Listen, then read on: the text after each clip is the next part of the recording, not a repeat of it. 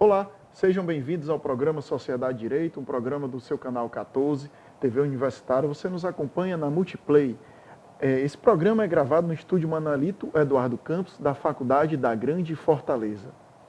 Bem, hoje nós convidamos aqui o professor e advogado, jornalista, Dr. Reginaldo Vasconcelos, para a gente debater um pouco sobre o nosso sistema penal, sobre o sistema de medida de segurança, como é que é aplicado a pena ou a medida de segurança para o sociopata. E para debater junto com ele, nós convidamos já o prata da casa, que já é nosso colega, já participou de outros programas aqui, Obrigado. Professor Arnaldo Rodrigues, professor de Direito Penal e Constitucionalista aqui da Faculdade da Grande Fortaleza.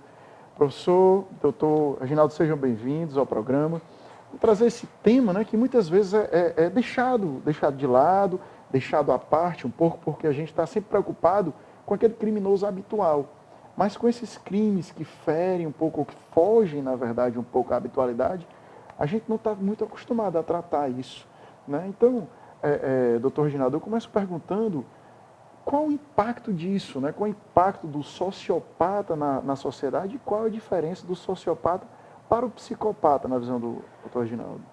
Professor Hamilton, a minha tese, eu desenvolvi uma tese, Direito Penal do Sociopata, porque eu verifiquei, existem estudos, eu acho que com origem na Holanda, penalistas holandeses, que eles consideram o sociopata como um inimigo da sociedade. Então, eles desenvolveram lá o direito penal do inimigo. Perfeito. Isso faz com que o bandido contumaz, o bandido violento, o agente da criminalidade urbana, né, da violência urbana, ele perca todas as prerrogativas cidadãs, ele pode ser abatido e tal. É uma tese que se levanta. E estudando essa tese, eu percebi que no Brasil, obviamente não caberia uma tese dessa, os direitos humanos não permitiriam nem que se estudasse isso, mas nós temos uma possibilidade de distinguir o criminoso habitual do criminoso eventual. São duas entidades completamente, são fenômenos diferentes, e a nossa legislação penal, de certa forma, os confunde, né? Os confunde. O sociopata, que ele é doente, é uma doença psicossocial, que está prevista no Código Internacional de Doenças, ele é aquela pessoa que ele delinque de forma compulsiva, de forma reiterada, de forma profissional, né? Diferentemente do cidadão de bem, que de repente comete um crime, tem uma privação de sentidos, tem uma crise de ciúme, às vezes por uma briga de crianças num condomínio, o pai vai lá e agride o outro. Esse não é um sociopata. Aquele pequeno momento de falta de razão. Falta de razão. Todos nós estamos Pronto. Para essa pessoa, o Código Penal, as tenazes da legislação penal estão corretas, se aplicam bem. Mas o sujeito que ele delinque solto, delinque preso, ele delinque depois que vai ser solto, ele não pode ter as mesmas prerrogativas porque ele é um doente. Ele tem uma doença psicossocial. Ele não consegue se conter. E o artigo 26 do Código Penal, ele trata dos inimputáveis, das pessoas que têm qualquer distúrbio mental e que, por isso, são levados à delinquência. Então, ele isenta de pena o agente que, por doença mental ou desenvolvimento mental incompleto ou retardado, era, ao tempo da ação ou da omissão, inteiramente incapaz de entender o caráter ilícito do fato. Esse, tudo bem, esse é inimputável. A primeira parte aí A primeira parte do artigo. E o artigo termina assim: ou de determinar-se de acordo com esse entendimento. Quer dizer, o sujeito entende que a conduta é ilícita, ele entende a reprobabilidade daquela conduta, mas ele não consegue se controlar. É como um vício, é como uma compulsão. É o caso de todos esses criminosos que estão perturbando, que estão predando a sociedade. A solução era considerá-los como portadores de um tipo de distúrbio mental. Não confundir com o psicopata. O psicopata é um sujeito que tem um comportamento aparentemente normal, mas ele não consegue sentir remorsos, ele não consegue ter arrependimento, ele não consegue... Então ele pratica os crimes mais horrendos do mundo e depois se comporta como se não tivesse havido nada. Não é? Houve agora esse caso do brasileiro que matou um parente na Espanha, como fala, né? Um absurdo, Um absurdo, matou o parente, acho que tio dele, a esposa e as crianças. Aquilo e ainda conversando com um colega, né, por um aplicativo de celular. E ele próprio dizendo, eu não sei como é que eu estou fazendo isso. Ele é um psicopata, aquele rapaz. Né? Ele merece um tratamento especial. Ele não pode ter todos os benefícios da lei penal, quer dizer, progressão de regime, liberdade provisória. Ele não pode, porque ele vai, na hora que você soltar, ele pode cometer um outro crime desse tipo. E, Arnaldo, nesse caso, a gente casa muito bem aí a questão do direito constitucional, de proteção, de proteger os direitos do cidadão, ainda quando preso, né? Aqueles direitos, claro, fora a liberdade. Mas aí a gente também tem a outra vertente. A gente tem aquele caso que a gente estava conversando aqui em off, de se colocar na sociedade alguém que não vai se regenerar. Sim, eu entendo muito bem, professor Hamilton, como a tese do professor Reginaldo aqui, ela vem a esclarecer para uma parcela da sociedade o seguinte, que nós temos uma multiplicidade de indivíduos que estão detidos, que estão reclusos. Nem todo indivíduo que está preso é um indivíduo de altíssima periculosidade, é aquele indivíduo, né, que está ali dos crimes hediondos. Existe aquele outro indivíduo que é o pequeno infrator, mas que, como o professor levanta aqui, que eu estou entendendo, é um indivíduo que tem uma adicção social.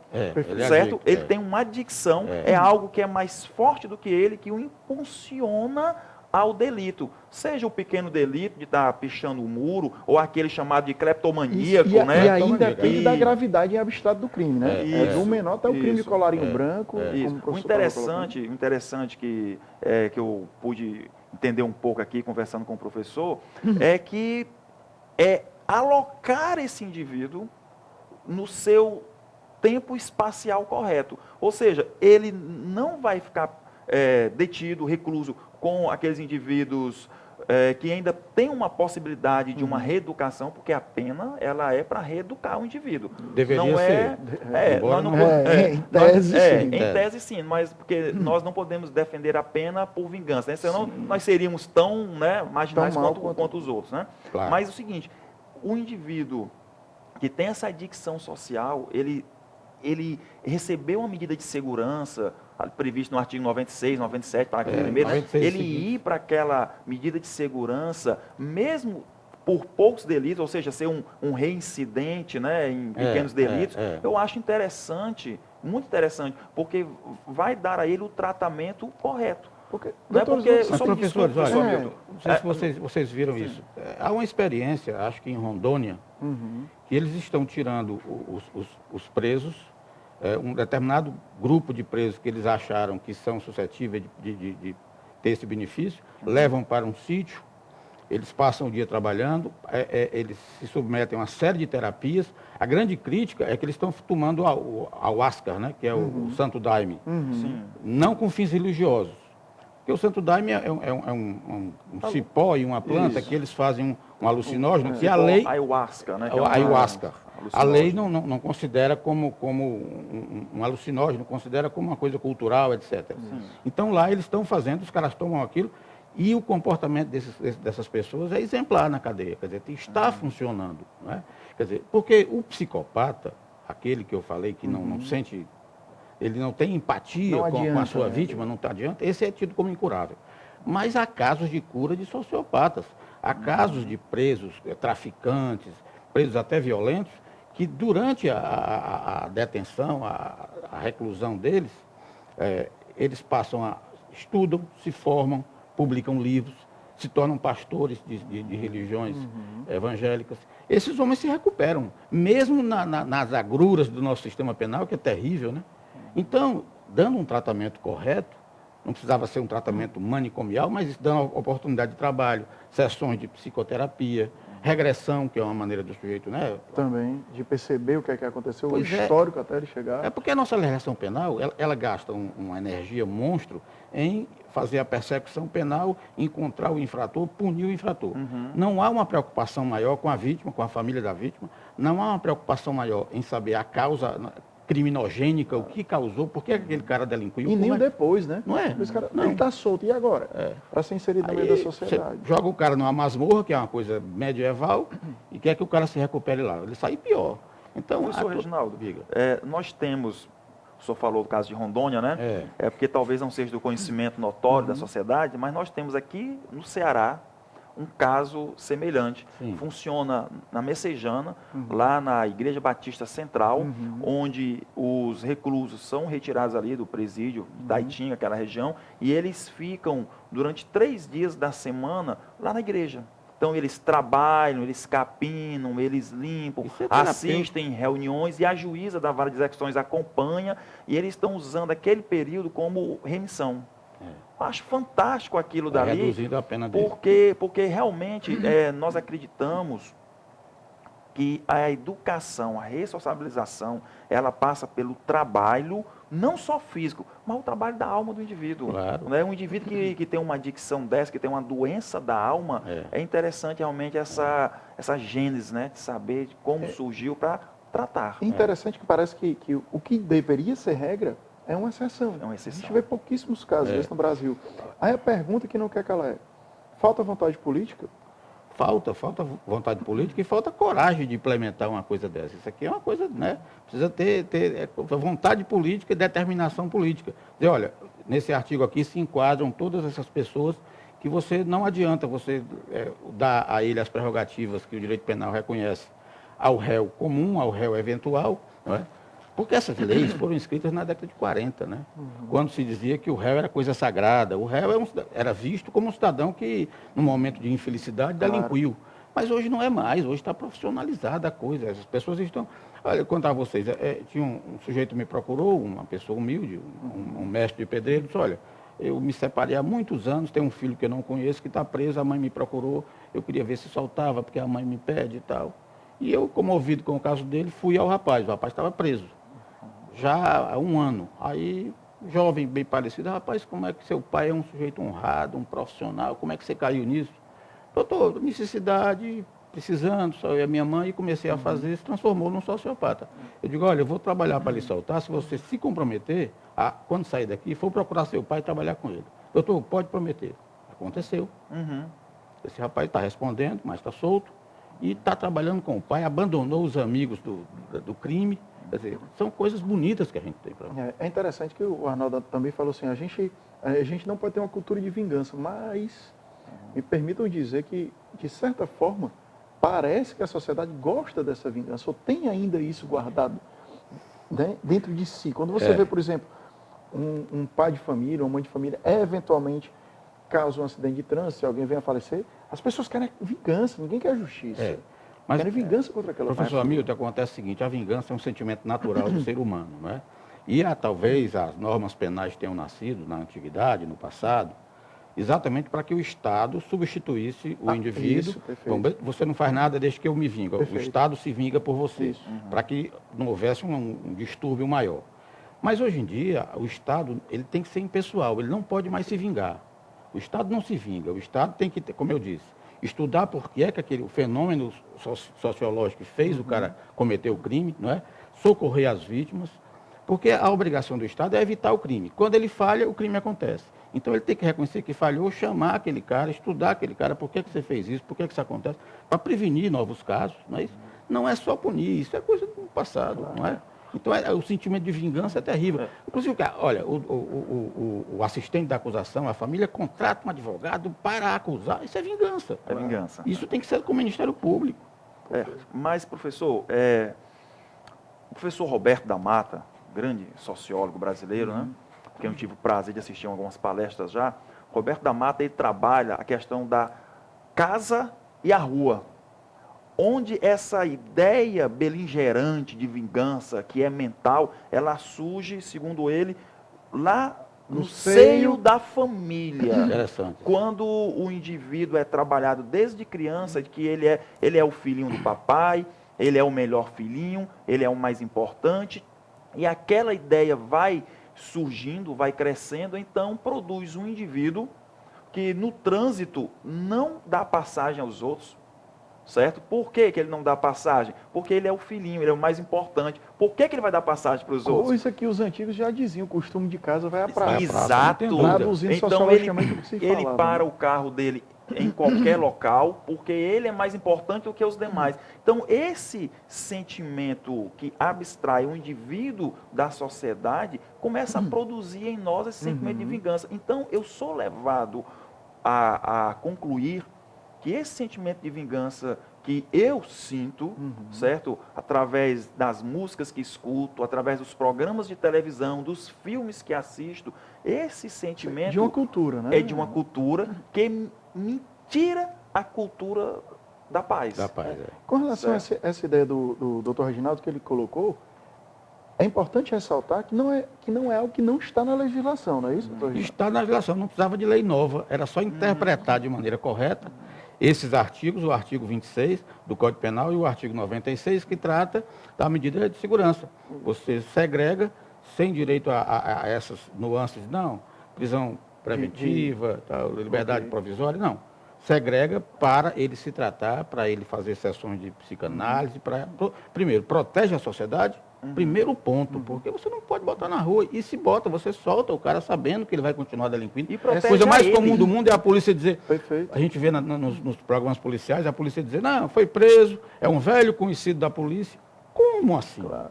Se ele é um delinquente, quanto mais, tanto assim que a polícia prende, ele está solto, é porque está errada Tá a aplicação falhando da alguma lei. coisa Está aí. errada a aplicação. Esse homem precisava estar segregado, não para ser castigado, mas para que Tanto ele... é que ele é considerado inimputável, que ele é absolvido, É. mas uma absolvição imprópria, não é isso, Arnaldo? Uhum. E ele fica com essa liberdade restringida a fim de existir essa avaliação para ele ser colocado novamente Claro, ou não claro. no seu social. A gente tem um caso clássico no Brasil, o caso do bandido da luz vermelha.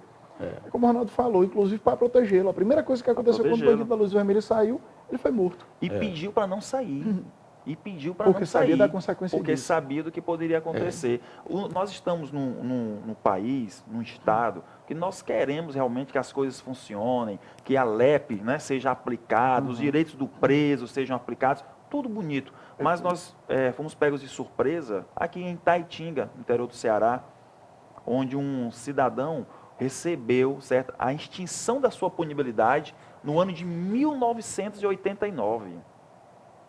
E ele foi encontrado pelo CNJ, agora, recentemente, com mais de 50 anos de cárcere, sem medida de segurança.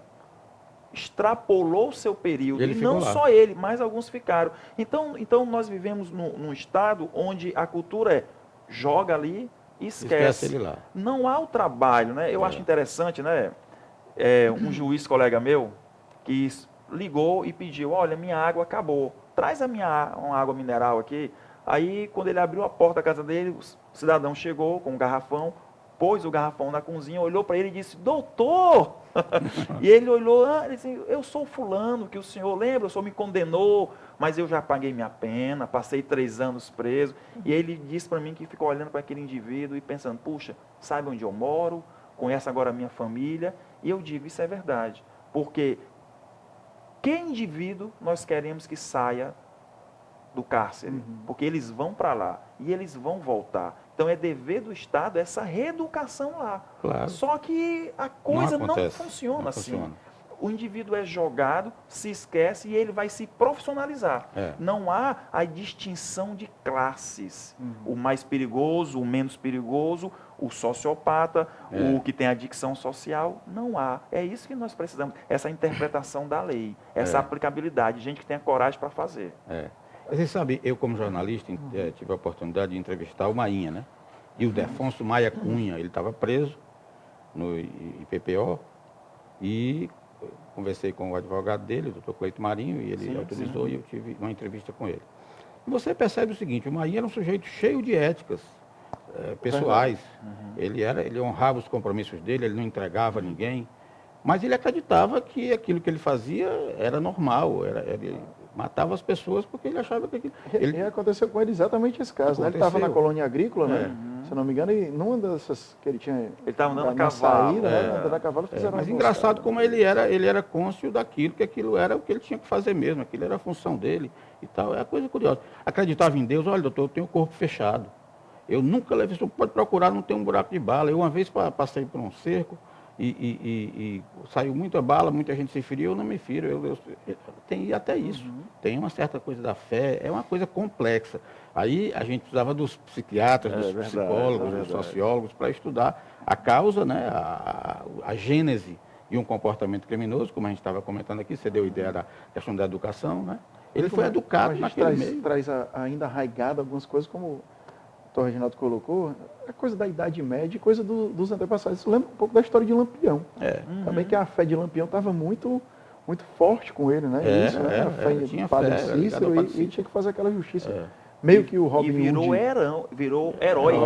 Um herói em muitos pontos do sertão. Eu tive a oportunidade, no ano de 1998, de conversar com alguns dos, que eles chamavam de macacos, né? Tive a oportunidade de conversar, de conheci a neta de Lampião, e ele ficou cultuado, né? Um indivíduo à margem da lei, saqueava cidades, essa era a verdade, extremamente perigoso, violento, né? Mas virou um herói no sertão. E assim, a sociedade está lotada desse tipo de cidadão, de sociopata. E a gente não tem o que fazer. Ou a gente não sabe o que fazer. Ou a gente não consegue fazer. Não, aí se pensa em aumentar a polícia, não sei o quê. Você tinha que ter uma nova interpretação da lei, não é? Para dar o tratamento adequado a esse indivíduo. Primeiro, para que ele fosse imediatamente segregado, sine die, até que uma junta médica de psiquiatras, forenses, dissesse, não, esse cara se recuperou. E é um sistema muito disciplinar, envolve sociólogo, psicólogo, psiquiatra, médico. O juiz, para configurar uma sociopatia, ele tinha que ver o histórico, não, o cara é reincidente, ele é quanto mais, não é, facilmente você sabe, esses tais conhecidos da polícia. Chama o médico, doutor, entrevista esse rapaz, eu estou querendo classificá-lo aqui como sociopata, ele é profissional de crime, ele mesmo conta, não tem. Então o médico, não, ele é um sociopata, segrega para que ele se trate, não é? E para que a sociedade fique protegida. E ele também, como diz o Arnaldo... A proteção dele próprio, ele vai morrer na mão da polícia. Nós temos alguns casos famosos no Brasil, né, professor? Acredito que conheça, né? Chico Picadinha, Chico Picadinha, né? O Pedrinho Matador, né? Colocou há pouco o também Champinha. Fernando da Gata. Fernando da Gata. Fernando da Gata, a mãe pediu à polícia que matem meu filho porque eu não aguento a vergonha de saber dos crimes dele. O caso do Champinha é interessante porque ele participou de um estupro quando ele tinha 16 anos de idade. Nesse ano, ele completou 30 anos. E ele continua, hoje ele está na zona norte de São Paulo, numa chamada Unidade Especial de Saúde, que foi criado para atender casos como o dele. Mas o interessante é que não foi feita a interpretação do artigo 26, como o professor está fazendo. Na verdade, criou-se algo à margem da lei, que os direitos humanos estão criticando, né? Houve uma denúncia à comissão da OEA a respeito dessa instituição, porque ela não está fundamentada, calcada no nosso direito. Foi algo criado, talvez experimental, aí para que surja ou seja, nós coisa. estamos alinhavando, nós estamos costurando, né, mal costurando soluções, em vez de procurarmos a solução à luz da Constituição, à luz dos códigos, ou de criarmos algo, né, algo na lei. Claro, mas o direito às vezes exato, né? sempre é mais lento do que a sociedade. E, né, professor verdade. Hamilton, é muito perigoso esse tipo de iniciativa, que a priori foi boa, né? O Champinha está lá sendo cuidado, todo ano faz uma avaliação, que se chama de prisão perpétua brasileira, o caso dele. Mas tudo isso que se leva o nome a brasileira, fica meio assim da ideia de jeitinho. Brasileiro. E o jeitinho é justamente o que o operador de direito deve coibir, que é a margem da lei. A margem da lei. Nós devemos estar calcados na lei. Se ela não está boa, vamos... Da mesma forma que um jeitinho desse pode ser virtuoso num determinado momento, pode ser prejudicial. Em outro momento pode ser prejudicial ao direito de alguém. Doutores, esse é um tema que a gente precisaria de uns 2, 3 ou 4 programas para debater, mas serviu para a gente trazer isso, para que a sociedade possa ver, para que os alunos possam acompanhar isso também. E, infelizmente, nosso tempo já se esvai. Bem, então eu quero, antes de tudo, eu quero agradecer o convite, a honra de estar aqui na FGF TV. E aí eu amo, teve um canal de televisão que eu amo, porque já militei por aqui, tempos atrás. E agradecer o convite, dizer que estou honrado, estou entre dois penalistas e eu sou um mero advogado, jornalista. Que isso, professor. Mas foi um prazer estar com vocês aqui. E a gente sempre vamos trazer mais temas assim para a gente conseguir debater, para que fique claro para os alunos, que fique claro para a sociedade, né, como é que se dá nos bastidores do direito, que a gente vê às vezes o que está na televisão, mas por trás da televisão tem outros fatores. Verdade. Né, tem outros fatores. E, professor Arnaldo, por favor, um minuto aí para suas considerações também finais sobre esse tema. Eu agradeço mais uma vez estar aqui nos estúdios da FGF, com o professor Hamilton, professor Reginaldo, né, que muito nos abrilhantou com a sua tese, né, jogando luz a respeito do artigo 26, que eu vou adotar nas minhas aulas agora em diante, essa tese do senhor. E eu quero dizer para o colega que está nos assistindo que não se aprisione. Não se aprisione, aproveite a vida com a sua família, não deixe que esses liames que muito se discute, né? Não se aprisione, viva sua vida em paz, aproveite sua família e mantenha a cultura da paz e fuja dessa violência mental que nós estamos vivendo esses dias, principalmente no trânsito. Perfeito. E aos nossos colegas de casa, mais uma vez, nosso muito obrigado. Caso queira nos acompanhar, pode fazer através das redes sociais. A gente tem um canal também no YouTube, no Facebook, no Instagram e no Twitter. É @faculdadefgf. A gente se encontra num próximo programa. Até breve.